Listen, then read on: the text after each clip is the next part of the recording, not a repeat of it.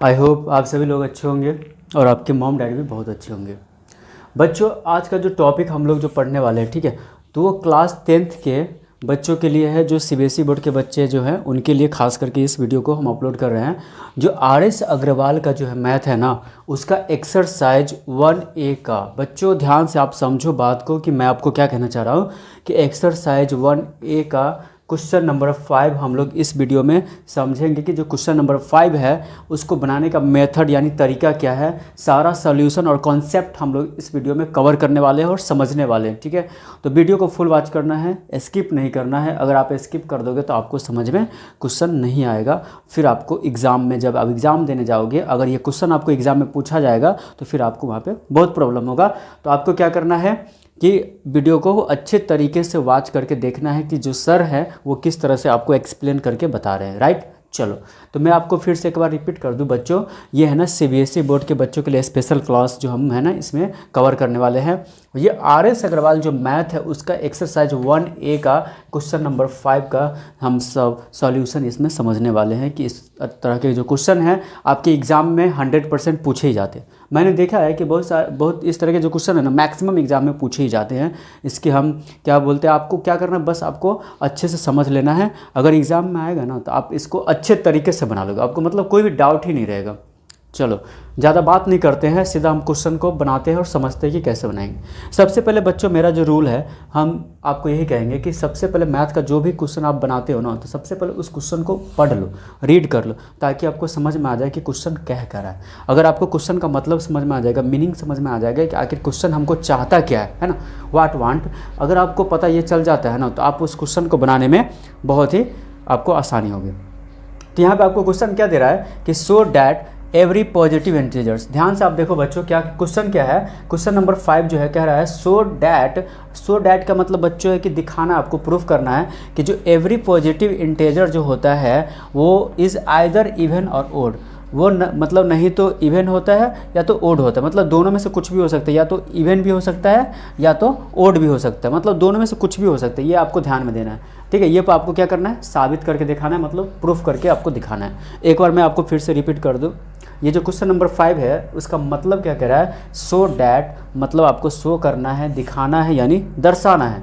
Every positive integer, जितने भी positive integers होते हैं वो क्या होते हैं, या तो इवन हो सकते हैं या तो ओड हो सकते हैं, दोनों में से कुछ भी हो सकते हैं। तो ये आपको प्रूफ करके आपको यहाँ पे दिखाना है, ठीक है।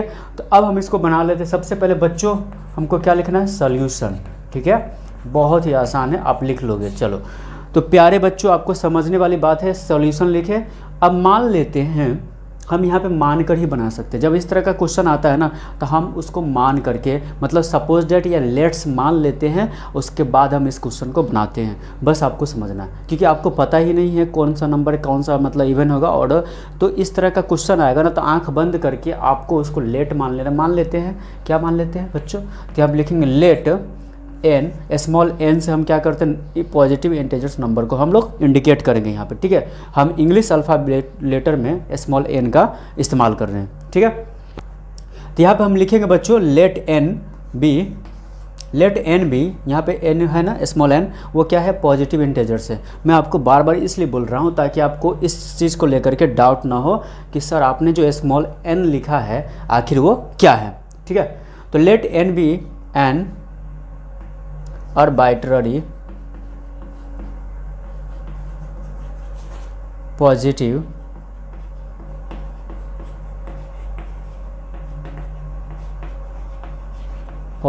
इंटीजर। चलो हमने क्या किया, स्मॉल एन को हमने पॉजिटिव इंटीजर्स मान के हमने यहाँ पे लिख लिया है एक सेंटेंस में, ठीक है। आपको सिंपल इसको लिख लेना है, let n be an arbitrary positive integers, मतलब पॉजिटिव इंटीजर्स किसको हमने माना, स्मॉल एन को मान लिया, ताकि आपको क्वेश्चन बनाने में आसानी हो। चलो अब हम क्या करेंगे, जिस नंबर को जिसको हमने पॉजिटिव इंटीजर्स माना है उसमें क्या करना है, इवन नंबर कोई सा भी ले लेते 2, ठीक है। तो 2 से हम क्या करेंगे, इसमें डिवाइड कर देंगे, ठीक है। तो हमको यहाँ पर लिखना पड़ेगा ऑन, क्योंकि सबसे छोटा नंबर स्मॉलर नंबर की बात कर लेते हैं, क्योंकि हम 1 से इसमें डिवाइड करेंगे तो क्या होगा, कोई फ़र्क नहीं पड़ेगा, लेकिन हमको क्या करना है 1 के बाद थोड़ा सा 2 ले सकते हैं, ठीक है, 2 का यूज हम करेंगे इसमें बनाने के लिए। तो अब यहाँ पे है 2 क्या होता है, इवन नंबर भी होता है।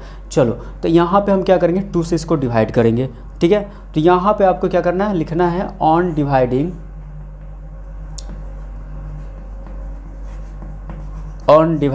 स्मॉल n बाय 2, ठीक है बच्चों।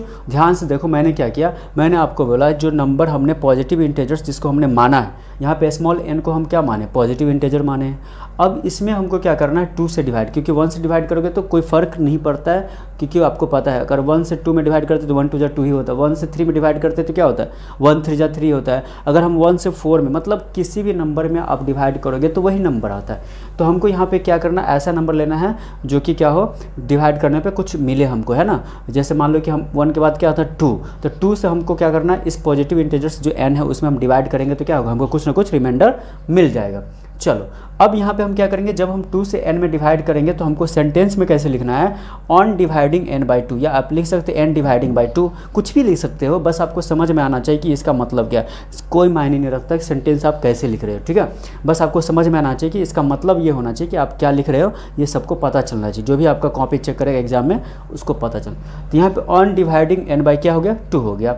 बच्चों जब हम 2 से इसको n को डिवाइड करते हैं, बच्चों ध्यान से देखो, जब हम 2 से n को डिवाइड करते हैं, यहाँ पे n क्या है, एक नंबर है, पॉजिटिव इंटीजर एक नंबर हो गया, तब हम 2 से डिवाइड करते तो 2 क्या हो गया, यहाँ पे डिवाइजर क्या हो गया बच्चों, 2 यहाँ पे हो गया डिवाइजर, ठीक है, इतना confirm.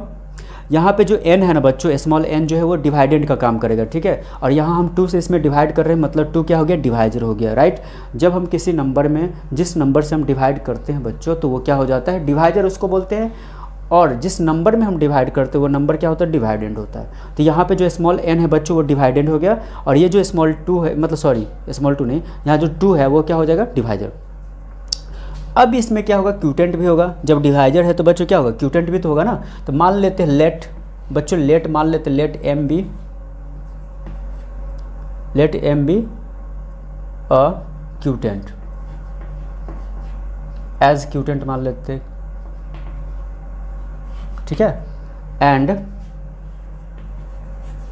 And small r as remainder बच्चों, ठीक है। इतना बस आपको लिख लेना है, क्योंकि हमने क्या किया, जब यहाँ पे डिवाइजर हमने 2 लिया है तो यहाँ पे क्यूटेंट भी होना चाहिए, क्योंकि हमने यूक्लिड्स डिवीजन लेमा में प्रीवियस, मतलब जो भी हम वीडियो अपलोड किए इस चैनल पर, अगर आप लोगों ने नहीं देखा है तो उस वीडियो को जाके आप लोग देख लो, क्योंकि क्वेश्चन नंबर 1 2 3 4 ये क्वेश्चन बहुत ही ज़्यादा इंपॉर्टेंट है, तभी आपको समझ में आएगा कि क्वेश्चन नंबर 5 हम किस मेथड से बना रहे हैं। क्योंकि 1 2 क्वेश्चन आप देख लोगे तो आपको बहुत ही आसानी होगी इस क्वेश्चन को समझने में कि आखिर ये सर जो बना रहे हैं वो क्या बना रहे हैं, ठीक है। नहीं तो आपको बस दिमाग से बाउंस कर जाएगा थोड़ा सा कि सर ये क्या क्या लिख रहे हैं, क्या बना रहे हैं, कुछ समझ नहीं आ रहा। तो आप क्वेश्चन नंबर 1 देखो, 2 देखो, 3 देखो, 4 देखो, उसके बाद 5 नंबर देखो, 100% आपको समझ में आएगा। तो यहाँ पे हमने जो क्या किया है, m को क्यूटेंट माना बच्चों, ठीक है, m क्या हो गया, क्यूटेंट हो गया, और यहाँ पे r जो बच्चों क्या होता है, रिमाइंडर हो गया, ठीक है।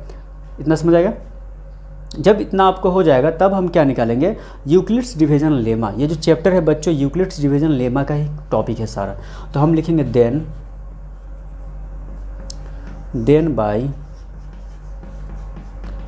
Bye Euclid's division lemma. बच्चों ये कॉन्सेप्ट आपको समझना पड़ेगा, बहुत ही थोड़ा सा ये इस टाइप का क्वेश्चन थोड़ा सा मतलब देखने में डिफ़िकल्ट है, लेकिन आप समझ जाओगे तो डिफ़िकल्ट नहीं लगेगा, इसकी गारंटी, ठीक है। तो यहाँ पे बस आपको 2 चीज़ ध्यान है कि सर ने क्या किया है, यहाँ पे हमने क्या किया, पॉजिटिव इंटीजर्स को हमको बताना था, जो पॉजिटिव इंटीजर है वो इवन भी हो सकता है और ओड भी हो सकता है बच्चों, तो दोनों आपको प्रूफ करके दिखाना था। तो हमने क्या किया, पॉजिटिव इंटीजर्स हमको पता नहीं था तो हमको उसको क्या माने, स्मॉल n मान लिया यहाँ पे, ठीक है। Let n be an arbitrary positive integers, मतलब स्मॉल n को हम क्या माने, पॉजिटिव इंटीजर्स मान लिए। अब इस पॉजिटिव इंटीजर्स में हमने क्या किया, 1 से डिवाइड करेंगे तो यही नंबर आएगा, तो इसलिए हमने क्या किया, 2 से डिवाइड किया, 1 के बाद 2 से ले लिया, ठीक है। तो हमने क्या किया, 2 से इस पॉजिटिव इंटीजर्स जो स्मॉल n को हम माने हैं उसमें हम 2 से डिवाइड करेंगे तो हमको क्यूटेंट भी मिलेगा। जब हम 2 से किसी नंबर में डिवाइड करते हैं तो हमको क्यूटेंट भी मिलता है बच्चों, ठीक है। क्यूटेंट का मतलब बच्चों आपको नहीं समझ आ रहा तो मैं आपको बता दूं, प्रीवियस क्लास में जब आप डिवाइड करते हो ना तो उसमें आपको क्या होता है, डिवाइजर, डिवाइडेंड, क्यूटेंट, रिमाइंडर, ठीक है। ये छोटा बच्चों का खेल है, आप समझ लो। ठीक है। तो यहाँ पे जब हम किसी नंबर में डिवाइड करते हैं ना, तो जब हम 2 से इस पॉजिटिव इंटीजर्स जो नंबर n है, जब हम उसमें डिवाइड करेंगे तो हमको क्यूटेंट भी मिलेगा। तो यहाँ पे हमने लेट मान लिया ये m क्या है, क्यूटेंट है। यहाँ पे बच्चों स्मॉल m जो है वो क्या है, क्यूटेंट हो गया, ठीक है। जब हमको क्यूटेंट मिलेगा तो बच्चों आर रिमाइंडर भी मिलेगा। तो हमने क्या किया, रिमाइंडर को स्मॉल r से इंडिकेट कर दिया, तो स्मॉल r क्या हो गया, रिमाइंडर हो गया। अब हम इसको क्या करेंगे, यूक्लिड्स डिवीजन लेमा से हम क्या है, यूक्लिड्स डिवीजन लेमा क्या होता है बच्चों, ध्यान से देखो, हम यहाँ पे लिख देते हो, इसे बार बार लिखने की जरूरत नहीं है क्योंकि ऑलरेडी मैंने इसके बारे में एक्सप्लेन कर दिया है प्रीवियस वीडियो में, ठीक है। डिवाइडेंड इजकल टू क्या होता है बच्चों, यूक्लिड्स डिवीजन लेमा में डिवाइडेंड इजकल टू बच्चों, ये आप जूनियर क्लास में पढ़ चुके होंगे, ऑलरेडी पता हो आपको। डिवाइजर मल्टीप्लाई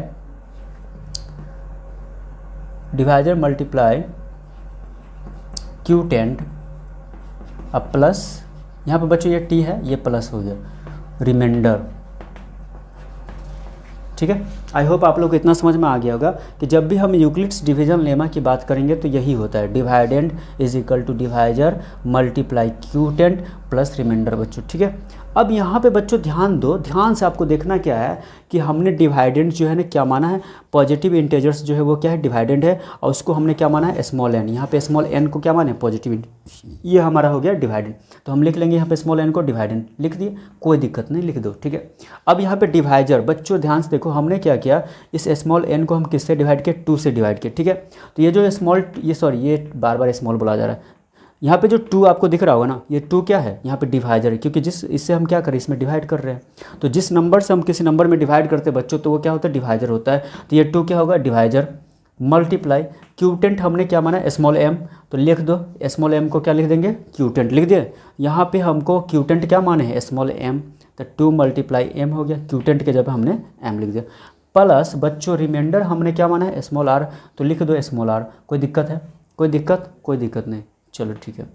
अब यहाँ पे ध्यान दो बच्चों, क्या होता है इसका यूक्लिड डिवीजन लेमा में क्या होता है कि हमेशा जो है ना रिमाइंडर, ध्यान से क्या होता है, 0 less than r equal to r less than, यहाँ पे 2 है, ठीक है। जिस नंबर से हम डिवाइड कर रहे हैं वो क्या है, 2 है, तो डिवाइजर से क्या होता है, छोटा होता है। हमेशा जो है ना रिमाइंडर क्या होगा, डिवाइजर से छोटा होगा, इसको आप माइंड में बैठा लो। इसलिए यहाँ पे लिखा गया है यूक्लिड्स डिवीजन लेमा में एक चीज़ ध्यान देना, क्या होता है, 0 less than r equal to r less than 2 होता है। जो भी डिवाइजर होता है उससे हमेशा रिमाइंडर क्या होता है, छोटा होता है, और हमेशा रिमाइंडर जो होता है वो 0 से बड़ा होगा या तो इक्वल होगा। ये चीज़ आपको माइंड में रखना है। फिर से मैं आपको समझा दूँ कि बच्चों हमने यहाँ पे क्या लिखा कि 0 greater than r equal to r, बच्चों आर तो पता है आपको क्या है, रिमाइंडर, और ग्रेटर देन 2, ठीक है।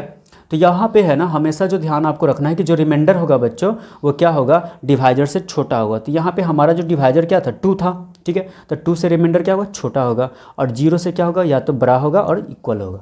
इतना क्लियर, समझ में आया? समझ में आया तो लाइक एंड सब्सक्राइब जरूर करें, ठीक है। कॉमेंट भी करें साथ में। चलो आगे हम लोग समझ लेते हैं इसको क्या होगा। अगर मान लो इसको हम मल्टीप्लाई करेंगे 2m को, तो क्या हो गया, 2m, ठीक है। अच्छा एक चीज़, एक कंडीशन यहाँ पे, तो r इज इक्वल टू क्या होगा, 0,1 होगा, ठीक है। रिमाइंडर क्या हो जाएगा, 0,1 होगा। तो एक बार हम रिमाइंडर के जगह पे 0 पुट करेंगे, तो 0 पुट करोगे तो 2m ही आएगा, ठीक है। यहाँ पे क्या आएगा, 2m आएगा। और एक बार हम 1 पुट करेंगे तो क्या आएगा, एंड सॉरी यहाँ पे एंड नहीं लिखते, और लिखते हैं, और 2m प्लस 1 हो जाएगा। बच्चों यहाँ ध्यान से आप देखो क्या आया, जब हम रिमाइंडर के जगह पे 0 को पुट किए तो क्या आया, 2m आ गया, ठीक है। क्योंकि अगर हम 2m को 0 से ऐड करेंगे तो 2m ही आएगा, और रिमाइंडर के जगह पे एक बार हम 1 पुट करेंगे तो क्या आएगा, 2m प्लस 1 आ गया। इतना डाउट क्लियर?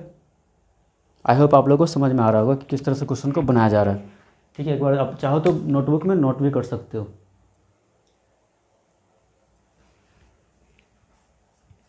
चलो थोड़ा सा स्पेस नहीं है तो इधर हम लोग आ जाते हैं, ठीक है। अब हम क्या करेंगे, केस फर्स्ट ले लेते हैं, ठीक है। केस नंबर फर्स्ट मान लेते हैं। केस फर्स्ट में बच्चों आपको ध्यान से देखना है क्या आया, सबसे पहले 2m आया, ठीक है। जब हमने 0 को पुट किया, रिमाइंडर के जगह पे 0 पुट किए हैं तो क्या आया, हमको 2m आया। तो हम मान लेते हैं केस 1 में क्या है, n is equal to 2m, ठीक है। n इज इक्वल टू क्या आया, 2m। देन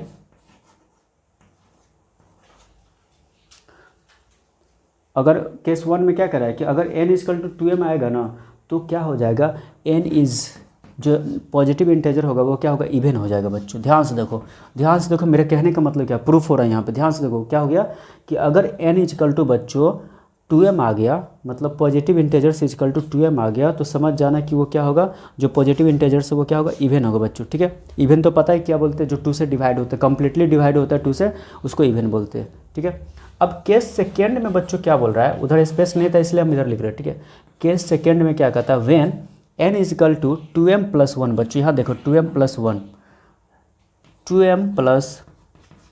1 आएगा, तो देन n इज क्या हो जाएगा बच्चों, ऑड हो जाएगा। ऑड का मतलब जो 2 से पूरा कंप्लीटली जो है ना डिवाइड नहीं होता, उसी को बोलते हैं। तो प्रूफ तो हो ही गया। तो आप लिख सकते हो hence the every positive integer is either even or odd. लिख दो, कोई दिक्कत नहीं है, लिख सकते हो। मेरे पास स्पेस का प्रॉब्लम है, आप लोग लिख सकते हो, कोई दिक्कत वाली बात नहीं है ना। नहीं तो हम थोड़ा सा स्पेस निकाल के इधर लिख देते हैं यहाँ पे। हैंस आप लिख सकते हो एवरी पॉजिटिव इंटीजर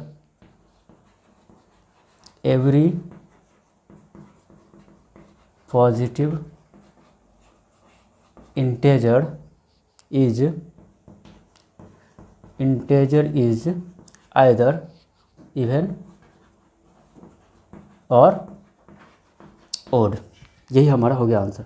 आई होप आप लोगों को कॉन्सेप्ट समझ में आया होगा। देखो आप एक चीज़ आपको यहाँ पे डाउट ना हो, इसलिए एक बार फिर से आपको रिपीट कर दें कि यहाँ पे जो आर है ना बच्चों, रिमाइंडर हो गया। और हम आप रिमाइंडर का वैल्यू जो है ना 0 और 1 क्यों लिए, क्योंकि मैंने आपको बार बार रिपीट करके बताया था कि जो रिमाइंडर होगा ना यहाँ पे हमेशा क्या होगा, यहाँ पे 2 से क्या होगा, छोटा होगा। 2 क्यों छोटा होगा, क्योंकि 2 जो है यहाँ पे डिवाइजर है। क्योंकि हम जो यहाँ पे n जो पॉजिटिव नंबर था उसमें हम किससे डिवाइड कर रहे हैं, 2 से।